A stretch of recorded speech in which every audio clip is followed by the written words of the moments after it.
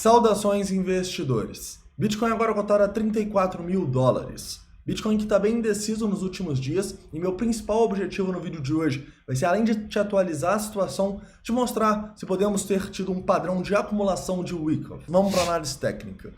Investidores, no 4 horas, o Bitcoin, na minha opinião, ele está testando uma região decisiva agora, é uma região de extrema resistência, tá? É uma região que a gente pode destacar aqui a nossa linha de tendência, a gente pode destacar as nossas zonas de Fibonacci importantes, a gente pode destacar o nosso ponto de controle, a nossa média de 72, ou seja, agora é o momento do Bitcoin se decidir, e agora é o momento dele falar, não, eu vou romper aqui, eu vou retomar a alta ou não, tá bom?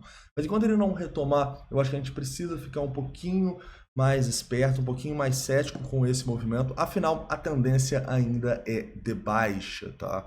Eu sei que tem muita gente falando de Wyckoff agora que a gente acumulou e vai para a lua, mas vocês precisam entender uma coisa importante. O padrão de Wyckoff, ele não serve para a gente prever o futuro. Ele é um padrão que pode acontecer e quando ele acontece, com todas as fases, a gente tem uma ótima relação risco-retorno para operar, né?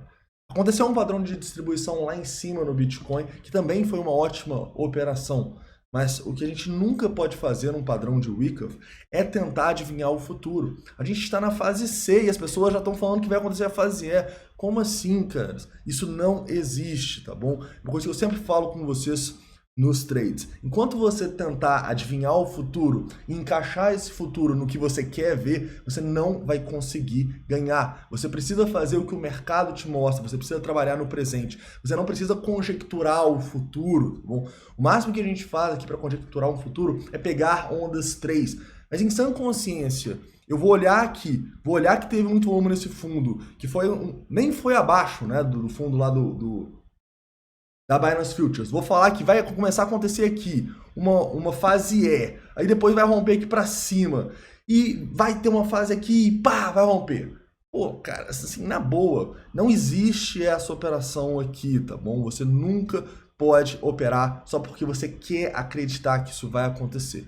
Isso, a maior probabilidade disso acontecer é só se realmente a gente passar por essa fase D aqui, que não vai ser fácil, que é a fase onde a gente precisa romper essa nossa zona de resistência aqui, né?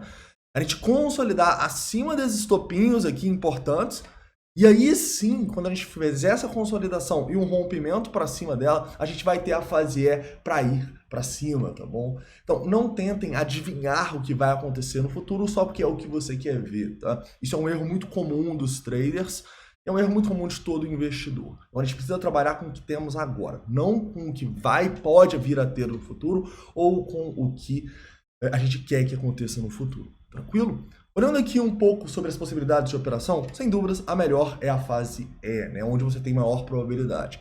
Nós operamos muito o Spring, né? Por quê? Porque normalmente esses Springs e os retests dele são feitos com stop loss hunts e com muita liquidação. Não foi o caso do Bitcoin aqui, tá? O Bitcoin não liquidou tanto nesse fundo. Então eu acho que foi difícil operar esse Spring aqui. Mas a gente tem operações onde a gente busca justamente isso. O preço indo abaixo no suporte, voltando rapidamente e aqui a gente pode ter entradas, entendeu? Mas aí você precisa entender não só a teoria de Wyckoff, mas também a análise de sentimento. Você comprar tentando adivinhar fundo aqui também é muito complicado. Você precisa de várias confluências na análise de sentimento para você acreditar que é um fundo. Elas são liquidação, long short rate, ou CVD, ou open interest, vários pontos, né, que podem te fazer operar aqui, desde que você seja um trader experiente, tá? Porque o Spring, ele pode sim voltar, mas se ele não voltar, ele pode ter uma queda muito significativa, tá? Eu só queria destacar para vocês que é sim possível operar o Spring aqui, mas você precisa não só ser um trader experiente, não só colocar o stop, mas entender também a análise de sentimento. Indo para tempos gráficos menores, eu consigo enxergar 2 pontos, tá? Primeiro, a gente está testando uma resistência importante agora, a gente parece ter rompido um padrãozinho de continuação da alta aqui. Interessante, estamos usando essa resistência aqui nesses topinhos, né? Quando a gente passa desse topo aqui nos 34.300, provavelmente a gente vai ver o Bitcoin testando o topo lá próximo dos 35 mil dólares, 36, indo para nossa zona aí de resistência significativa, onde a gente vai tomar a nossa decisão, se estamos prontos para retomar a alta ou não, tá bom? Em compensação, a gente pode ver que o preço segurou num suporte importante, né? Segurou nesse suporte próximo aqui aos 32 mil dólares, e um rompimento desses 32 pode fazer a gente ter uma correção mais significativa, pensando em todo o movimento, tá bom? O ideal para mim era que a gente já tivesse essa correção nessas zonas aqui para pensar em acumular novamente. Agora, se voltar aqui de novo, eu acho que a situação complica um pouco mais. Porque a gente consolidou muito tempo acima e a partir daí a gente começa a ver muita resistência nessa zona acima, tá? Então a gente vai ter que esperar o preço voltar aqui nessa zona, se voltar, né? Lá mais abaixo de 32, 31 mil dólares, para ver se vai ser uma oportunidade de acumulação ou não, tá? Nesse momento a minha estratégia continua muito parecida. Mantenho parte dos bitcoins e vou distribuir eles acima desse topo dos 35 mil dólares. Vou tentar acumular, quem sabe se tiver muito gatilho aqui num possível fundo duplo, mas ainda fico olhando mais para baixo, ali abaixo dos 32 mil dólares, como uma zona onde as pessoas vão começar a ficar pessimistas de novo. Eu acho que tem muita gente otimista ainda, tem gente tentando prever o futuro, falando que a gente formou um fundo e agora vai para 100 mil dólares. Então, eu acho que enquanto a gente tiver esse otimismo no mercado, a gente pode sim ainda ficar um pouco mais cético e entender que a gente está num mercado de risco e as nossas exposições devem ser responsáveis, tá? O motivo que me deixa um pouco preocupado aí nos últimos dias foi a queda da dominância, tá? A dominância que tinha chegado a 48,31 e caiu aqui para 47, chegou a 46, né? Então a gente teve uma queda significativa na dominância nessa última consolidação aí do Bitcoin. Isso para mim indica que as pessoas estão acreditando demais.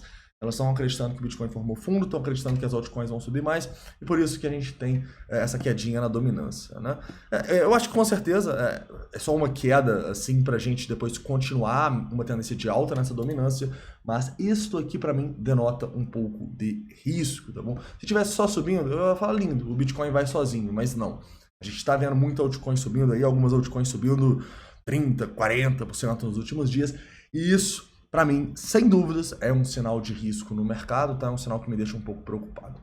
Continuando aqui, analisando nossos indicadores de sentimento, primeiramente, fazendo uma visão mais de longo prazo, né? Eu vejo que essa nossa consolidação do long short ratio próximo aqui a 1.3, 1.4, é algo bom, tá? Claramente, quando a gente volta ali, tipo, próximo a 2, a gente está tendo dificuldade para passar, mas quando a gente vem próximo desse 1.3, 1.4, a gente está encontrando fundos, tá? Então a gente tem meio que um range formado aqui nesse indicador, e tudo que eu gostaria de ver para acreditar na acumulação do Bitcoin, acreditar que a gente realmente vai fazer uma fase D, depois uma fase E, é realmente a gente ter o nosso rompimento com este indicador baixo, tá? Se a gente começa a subir e o indicador pumpa, cara, é sinal que não vai dar certo. É só a gente olhar, por exemplo, aqui nos 5 minutos, o que aconteceu nesse nosso último rompimento. Olha só, o indicador, ele vem aqui no rompimento e pum, sobe de 1.4 para 1.6. O que acontece? O preço não consegue passar, né? Ele precisa consolidar para o indicador cair, as pessoas acreditarem que aí vai cair para ele subir, que é o que está acontecendo agora. Correto? Então lembre-se, esse indicador é muito bom para confirmar ou não os rompimentos, né? E agora aqui no curto prazo ele está dando um sinal interessante para a gente. Melhor ainda seria se ele continuasse essa queda, não tivesse outro pumpzinho aqui. Tranquilo? Continuando falando um pouco das liquidações, né? O Bitcoin ele está liquidando bem pouco, tá? Nesses últimos movimentos dele, o que está um pouco estranho, já que o nosso Open Interest continua um pouco alto, tá? Então as liquidações que já foram muito expressivas, né, há algumas semanas atrás, não estão tão expressivas assim. Para que a gente vai abaixo, liquida 4 milhões, aí vai acima, liquida mais 4. Isso é muito pouco, pensando no mercado agregado, né? Então parece que a gente ainda vai ter movimentos bem voláteis aí para estopar todo mundo que está em long e que está em short, tá? Então eu tomaria cuidado nesse momento do mercado. Afinal, a gente está numa zona de resistência importante e o preço está muito indefinido, né? Então a gente precisa entender como proteger o nosso capital nesse momento. E eu acho que está fora de cogitação a gente dar all-in, mas também está fora de cogitação não ter nada em Bitcoin nesse momento, tá? Então, resumindo para vocês a minha estratégia de novo. Minha estratégia nesse momento está sendo manter parte dos Bitcoins que conseguimos acumular, vender eles acima dos 35, quem sabe até os 36, 37 ali, tá? Porque a gente estaria vendendo basicamente ele nesta zona aqui, olha só, de resistência, correto? E se a gente começar a cair, olhar para uma acumulação próxima dos 32, olhar ali abaixo dos 30, dos 31, quem sabe, porque essa configuração que a gente está fazendo aqui já não está me deixando tão otimista assim com o preço, tá? O ideal seria que a gente já tivesse corrigido, as pessoas já estivessem com medo e a gente assim começasse a romper para cima. Aqui parece que a gente está rompendo sem corrigir, as pessoas estão muito otimistas, as altcoins estão subindo, então a gente pode até ir subindo aqui para testar essas zonas, mas a continuidade do nosso movimento vai depender muito mais dos nossos indicadores de sentimento aqui do que qualquer outra coisa, tá? Olhando um pouco das instituições, a gente consegue ver bastante instituição tentando não deixar o preço subir, tá bom?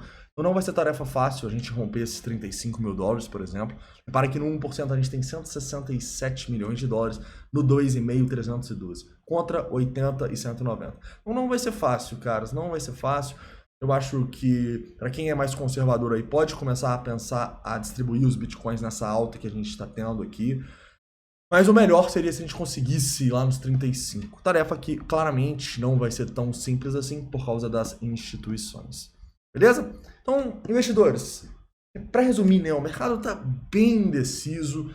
O Bitcoin ainda não fez esse padrão de Wyckoff, vai para a lua, tá? Não acreditem aí em previsões de futuro, porque essa é a pior coisa que a gente pode fazer no mercado, mas o que a gente deve fazer é olhar dia a dia, hora a hora, o que está acontecendo, o price action, os indicadores de sentimento, e a partir daí a gente toma decisões mais assertivas. Nesse momento está tudo muito indeciso, então por isso que eu acho e gosto de ser mais conservador, pensando em colocar o dinheiro no bolso quando o preço vai subindo e vai liquidando, correto? Então é isso, tá? Espero que vocês tenham gostado do vídeo de hoje, não esquece de deixar o like, se inscrever caso não seja inscrito. Então é isso, um forte abraço.